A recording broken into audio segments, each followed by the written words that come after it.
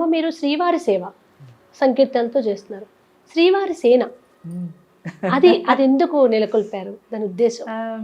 చాలా అంటే ప్రతి జిల్లాలో మండల స్థాయిల నుంచి మన సనాతన ధర్మంలో ఉన్న బేసిక్ విషయాలు వాళ్ళకి అందాలి.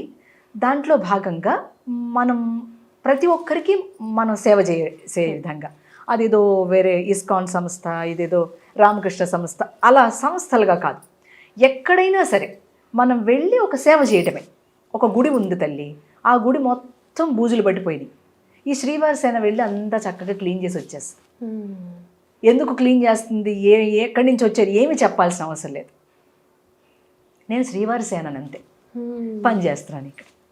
అట్లా ఒక ఐడెంటిటీ అనే లేకుండా ఐడెంటిఫికేషన్తో ఉండేటువంటి ఒక ప్రక్రియని నడపడానికి, అందరిలో ఒక మంచి జాగృతి నెలకొల్పడానికి ఈ కార్యక్రమాన్ని నడిపాను. అక్కడక్కడ కొంతమంది చేస్తూ ఉంటారు, కొంతమందికి దాని గురించి తెలియదు.